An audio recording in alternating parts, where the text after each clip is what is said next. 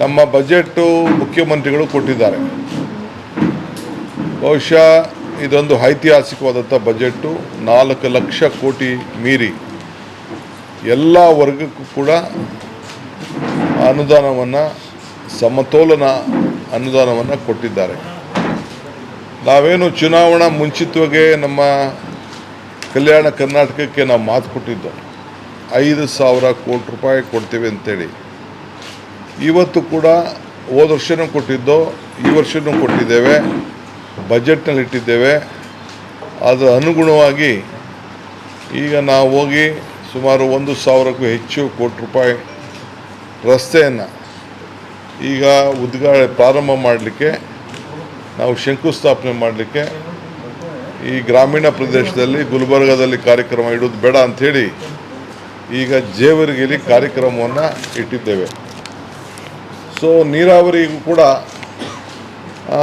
ಸುಮಾರು 22,000 ಕೋಟಿ ರೂಪಾಯಿ ರೈತರ ಬದುಕಿಗೆ ಇನ್ನೂ ಹೆಚ್ಚಿಗೆ ಶಕ್ತಿ ತುಂಬಬೇಕು ಅಂಥೇಳಿ ಅದು ಮಾಡಿದ್ದೇವೆ.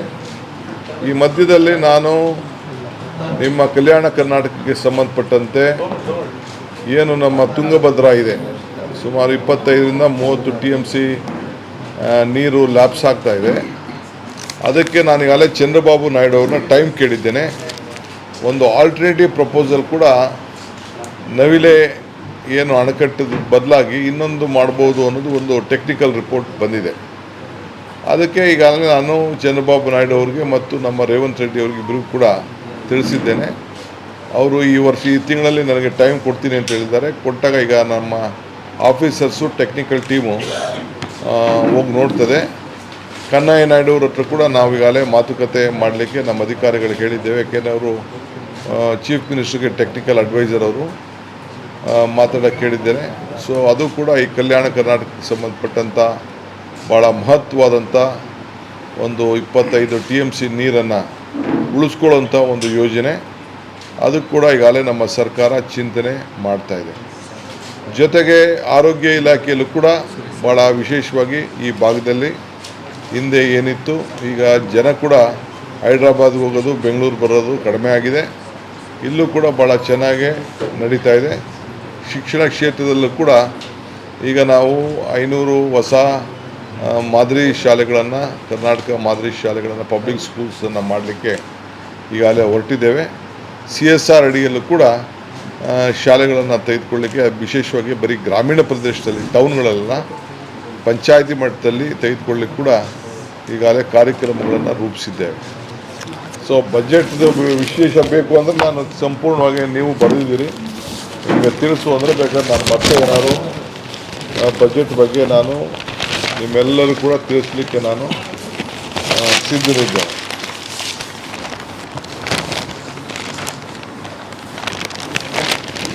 ಆಮೇಲೆ ವಿಶೇಷವಾಗಿ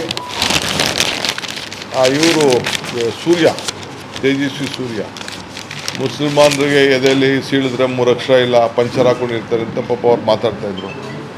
ಅದಕ್ಕೆ ಅವ್ರಿಗೂ ಅರ್ಥ ಆಗಬೇಕಲ್ಲ. ಅಲ್ಲೂ ಭಾಳ ವಿದ್ಯಾವಂತರಿದ್ದಾರೆ, ಬುದ್ಧಿವಂತಿದ್ದಾರೆ, ಪ್ರಜ್ಞಾವಂತಿದ್ದಾರೆ ಅಂಥೇಳಿ ಅಲ್ಲೂ ಕೂಡ ನಾವು ಕಾಂಟ್ರಾಕ್ಟಲ್ಲೂ ಕೂಡ ಪರಿಶಿಷ್ಟ ಜಾತಿ ಪರಿಶಿಷ್ಟ ಪಂಗಡದವ್ರಿಗೆ ಏನು ಮೀಸಲಾತಿ ಇಟ್ಟಿದ್ದೇವೆ, ಹಂಗೆ ಅವರು ಕೂಡ ಒಂದು 4% ಮೀಸಲು ಇಟ್ಟು ಎಲ್ಲ 2A ಮಿಕ್ಕಿದವ್ರಿಗೆಲ್ಲ ಅವ್ರಿಗೆಲ್ಲ ಒಂದು ಸಣ್ಣ ಮಟ್ಟದಲ್ಲಿ, ಗ್ರಾಮೀಣ ಮಟ್ಟದಲ್ಲಿ ಏನು ಪಂಚಾಯತಿ ಎಲ್ಲ ಸಣ್ಣ ಸಣ್ಣ ಕೆಲಸ ಇದೆ, ಆ ಕೆಲಸದಲ್ಲೂ ಕೂಡ ಅವ್ರಿಗೆ ಮೀಸಲಾತಿ, ರೆಗ್ಯುಲರು ಇರ್ತಾರೆ, ಅವ್ರಿಗೂ ಸ್ವಲ್ಪ ಪ್ರಿಫರೆನ್ಷಿಯಲ್ ಕೊಡಬೇಕು ಅಂಥೇಳಿ, ಅವ್ರಿಗೂ ಆರ್ಥಿಕವಾದಂಥ ಶಕ್ತಿ ಕೊಡಬೇಕು ಅಂಥೇಳಿ ನಾವು ಒಂದು ಹೊಸ, ಇಡೀ ದೇಶದಲ್ಲೇ ಮೊದಲನೇ ಬಾರಿಗೆ ಈ ಕಾರ್ಯಕ್ರಮವನ್ನು ನಾವು ಕೊಟ್ಟಿದ್ದೇವೆ.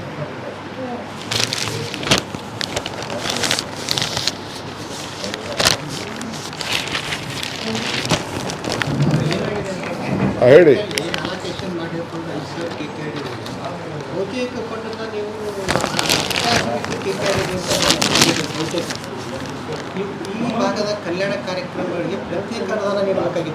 ಕೊಟ್ಟಿದ್ದೀವಲ್ಲ,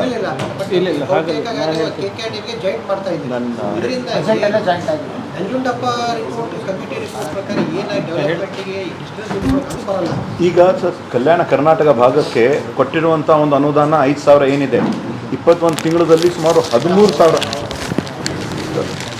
ಈಗ ಏನಪ್ಪ 5,000 ಕೋಟಿ that is A special grant additional ಹಾಗೆ ಕೊಡ್ತಾ ಇರೋದು. ನಾವು ಕಲ್ಯಾಣ ಕರ್ನಾಟಕ ಸ್ಥಾಪನೆ ಮಾಡಿದ್ದೀವಿ ಅಂತೇಳಿ ಕೊಟ್ಟಿರುವಂಥದ್ದು. ಬಟ್ ರೆಗ್ಯುಲರಾಗಿ ಏನು ಬರಬೇಕು ಅದು ಬರ್ತಾ ಇದೆ. ಅದು ಬರ್ತದೆ. ಅದಕ್ಕೆ ಯಾರೂ ಅದನ್ನು ನಿಮಗೆ ನಿಲ್ಲಿಸಲ್ಲ. ಈಗ ನಮ್ಮ ಕ್ಷೇತ್ರಕ್ಕೆ ಲೆಕ್ಕ ಹಾಕೊಂಡ್ರೆ ನಿಮಗೆ ನಮ್ಮ ಕ್ಷೇತ್ರದಲ್ಲಿ 25% ಇದೆ, ನಿಮ್ಮಲ್ಲಿ 75% ಹಣ MLAಗಳು ಸಿಗ್ತಾ ಇದೆ. ನಮ್ಮೆಲ್ಲ ಬಡ್ಕೊಳ್ತಾ ಇರೋದು ನಮ್ಮ MLAಗಳೆಲ್ಲ 1/33 ಅನುದಾನದಲ್ಲಿ ಮಾಡ್ತಾ ಇದ್ದೀವಿ ಸರ್. ಈಗ ಎಕ್ಸಾಂಪಲ್ ಈ ಪಶುಸಂಗೋಪನೆ ಒಂದು ನಿಮಿಷ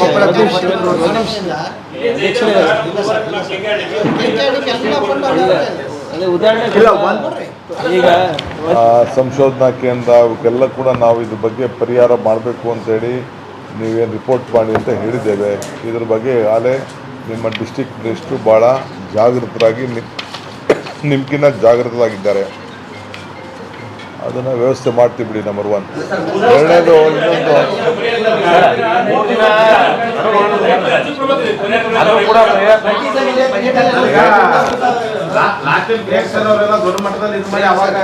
ಏನು ನಮಗೆ ಈಗ ಒಂದು ನಿಮಿಷ ನೀವು ಒಬ್ಬೊಬ್ರು ಕೇಳಿದ್ರೆ ಹೇಳ್ಬೋದು. ಈಗ ನನಗೇನೋ ಹೊಡಿಬೇಕು ಅಂತ ಮಾಡಿದ್ದೀರಲ್ಲ.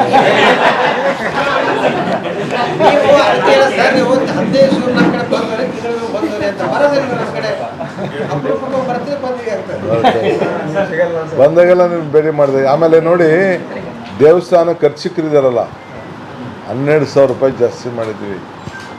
BJP ಅವ್ರು ಹೇಳ್ತಾರೆ ಎಲ್ಲ ದೇವರಿಗೆ ಎಲ್ಲರೂ ಕೂಡ ಅರ್ಚಕರಿಗೆಲ್ಲ ಕೂಡ ನಾವು ಮಾಡಿದ್ದೀವಿ. 60,000 ಆಯಿತು, 72,000 ಮಾಡಿದ್ದೀವಿ ವರ್ಷಕ್ಕೆ. ಎಲ್ಲರನ್ನೂ ಗಮನದಲ್ಲಿ ಇಟ್ಕೊಂಡಿದ್ದೀವಿ. ಬಜೆಟಲ್ಲಿ ಬೆಂಗಳೂರಿಗೆ ಗಮನದಲ್ಲಿ ಇಟ್ಕೊಂಡಿದ್ದೀವಿ. ಬೇರೆ ಎಲ್ಲ ಇಲಾಖೆಗೂ ಸ್ವಲ್ಪ ಹಾಸ್ಪಿಟ್ಲ್ಗಳಿಗೆ ಹೆಚ್ಚಿಗೆ ಅವಕಾಶ, ಹೊಸ ಹಾಸ್ಪಿಟ್ಲ್ಗಳಿಗೆ, ಗ್ರಾಮೀಣ ಪ್ರದೇಶದ ಹಾಸ್ಪಿಟ್ಲ್ಗಳಿಗೆ ಮಾಡ್ತಾಯಿದ್ದೀವಿ. ಹಂಗೆ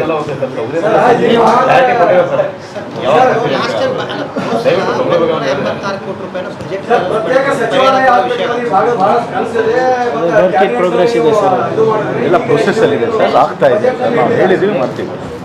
ಇದು ಕ್ಯಾಬಿನೆಟ್ ನಿರ್ಣಯ ಆಗಿದೆ ಆಗಲೇ, ಮತ್ತೆ ಅದು ಬಜೆಟಲ್ಲಿ ತರೋದೇನು ಅವಶ್ಯಕತೆ ಇದೆ? ತೊಗರಿದು ಪರಿಹಾರ ಬೆಲೆ ಕುಸಿತಕ್ಕೊಳಗಾಗಿರೋದು 12,000 ಇತ್ತು, ಈಗ 6,500-7,000 ಬಂದು ನಿಂತಿದೆ. ರೈತರಿಗೆ ತೊಗರಿ ಕೈಗೆ ಬಂದಾಗ ರೇಟ್ ಇಲ್ಲ. ಈಗ ಸರ್ ಕ್ಲಾರಿಫೈ ಮಾಡಿಬಿಡ್ತೀವಿ ಸರ್, ಮತ್ತೆ ಅದನ್ನು ಸುತ್ತಿ ಬೆಳೆಸಿ ಅದಕ್ಕೆ ಬರ್ತಾ ಇದ್ದಾರೆ ನೋಡಿ. ಹೋದ ಬಾರಿ ನೆಟ್ಟೆ ರೋಗ ಬಂದಿತ್ತು. ಅದು ನಾವು ಕೇಳಲಾರ್ದಂಥದ್ದು, ನೋಡಲಾರ್ದಂಥ ಹಾನಿ ಆಗಿತ್ತು. ಅದಕ್ಕೆ ನಾವೆಲ್ಲರೂ ಕೂಡ ಒಗ್ಗಟ್ಟಾಗೆ ಸೇರಿ, ರೈತ ಸಂಘಟನೆಗಳಿರ್ಬೋದು, ನಾವಿರ್ಬೋದು, irrespective of party, irrespective of everything, ನಾವು ಪರಿಹಾರ ಕೊಡಿಸಿದ್ರೆ ಯಶಸ್ವಿ ಆಗಿದೆ. ನಾವು ಅಲ್ಲಿ ಆದಂಥ ಲೋಪಗಳನ್ನು ಈ ವರ್ಷ ಆಗಬಾರ್ದು ಅಂದ್ಬಿಟ್ಟು ಮ್ಯಾಕ್ಸಿಮಮ್ ಇನ್ಶೂರೆನ್ಸ್ ಕವರೇಜು ನಾವು ಈ ವರ್ಷ ಮಾಡಿಸಿದ್ವಿ. ನಿಮಗೂ ಗೊತ್ತಿದೆ, ತಾವು ಕೂಡ ಎಲ್ಲ ಬರೆದಿದ್ರಿ. ನೀವು ಹಿಂದಿನ ಸರ್ಕಾರದಲ್ಲಿ ಮತ್ತು ಈ ಸರ್ಕಾರದಲ್ಲಿ ನೀವು ಇನ್ಶೂರೆನ್ಸ್ ಪಡೆಯೋದಾದರೆ ನಮ್ಮದ್ರಲ್ಲಿ ಹೈಯೆಸ್ಟ್ ಪರಿಹಾರನೂ ಸಿಕ್ಕಿದೆ, ಹೈಯೆಸ್ಟ್ ಇನ್ಶೂರೆನ್ಸು ನಾವು ಕೊಡಿಸಿದ್ವಿ. ಒಂದು ನಿಮಿಷ ಸರ್, ಕೈಂಡ್ಲಿ ಒಂದು ನಿಮಿಷ ಇವರೇ ದಯವಿಟ್ಟು ಕೇಳಿ. ಅದಾದಮೇಲೆ ಎಲ್ಲ ಇನ್ಶೂರೆನ್ಸ್ ನೀವು ಹೇಳ್ತಾ ಇದ್ರಲ್ಲ, ಅಲ್ಲಿ ಕಟ್ಟಿಸ್ತೀವಿ ಇಲ್ಲಿ ಕಟ್ಟಿಸ್ತೀವಿ ಏನು ದೊಡ್ಡ ನಮ್ಮ ಮೇಲೆ ಎಹ್ಸಾನ್ ಮಾಡ್ತಾ ಇಲ್ಲ ಅಂತ. Yadgir rejected, Bidar rejected, Vijayapur rejected, Raichur rejected. ಬರೀ ಕಲಬುರಗಿನಲ್ಲಿ ನಾವು ಫಾಲೋ ಅಪ್ ಮಾಡಿ ಬಾಂಬೆಯಲ್ಲಿರುವಂಥ ಹೆಡ್ ಕ್ವಾರ್ಟರ್ಸಿಗೆಲ್ಲ ಮಾತನಾಡಿ ಅವರಿಗೆಲ್ಲ ಆರ್ಮ್ ಟ್ವಿಸ್ಟ್ ಮಾಡಿ ಕ್ಲೀನಾಗಿ ಅವ್ರ ಮಾನದಂಡದ ಪ್ರಕಾರ ವೈಜ್ಞಾನಿಕವಾಗಿ ನಾವು ಮಾಡಿದ್ದಕ್ಕೆ ಇವತ್ತು ಸ್ವಲ್ಪ ರೈತರಿಗೆ ಅನುಕೂಲ ಆಗಿದೆ. ಯಾರು ಇನ್ಶೂರ್ಡ್ ಇಲ್ಲ ಅದಕ್ಕೆ ಇವರು ಇವತ್ತು ಪ್ರತಿಭಟನೆ ಮಾಡ್ತಾ ಇದ್ದಾರೆ. ನಾವೇ ಹಿಂದೆ ಹೋದ ತಿಂಗಳ 2 ತಿಂಗಳ ಹಿಂದೆನೇ ಇದು ಮುಂಜಾಗ್ರತವಾಗಿ, ತಮಗೆಲ್ಲರಿಗೂ ಗೊತ್ತಿದೆ, ಬೆಳಗಾವಿ ಅಧಿವೇಶನದಲ್ಲಿ ನಾವು BR ಪಾಟೀಲ್ ಸಾಹೇಬರೆಲ್ಲರೂ ಹೋಗಿ ಮಾನ್ಯ ಮುಖ್ಯಮಂತ್ರಿಗೆ ಮನವರಿಕೆ ಮಾಡಿಕೊಟ್ಟಾಗ ಕಾನ್ಪುರಿಂದ ಇರ್ಬೋದು, ನಿಮ್ಮ US ರಾಯಚೂರಿಂದ ಇರ್ಬೋದು, ಬೆಂಗಳೂರು US ಇಂದ ಇರ್ಬೋದು, ಬಂದು ಇಲ್ಲಿ ಸಂಶೋಧನೆ ಮಾಡಿಬಿಟ್ಟು ಇದು ಡ್ರೈ ರೂಟ್ ಕ್ರಾಪ್ ಲಾಸಿಂದ ಆಗ್ತಾ ಇರೋದು ಅಂದ್ಬಿಟ್ಟು ಅವರು ಒಂದು ಪ್ರಿಲಿಮಿನರಿ ರಿಪೋರ್ಟ್ ಕೊಟ್ಟಿರೋದು.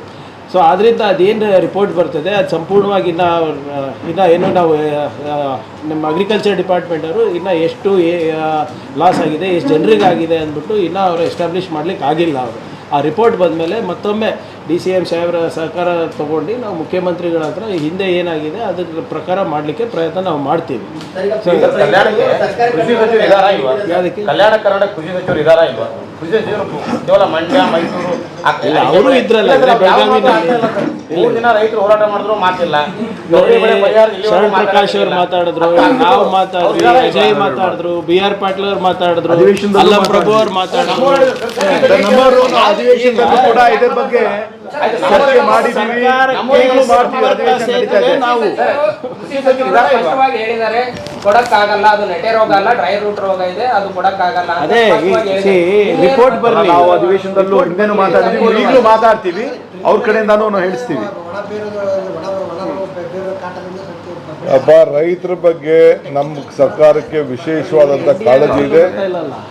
ರೈತರ ಬದುಕನ್ನ ಉಳಿಸ್ತೀವಿ, ಬೆಂಬಲವಾಗಿ ನಿಂತ್ಕೊಳ್ತೀವಿ.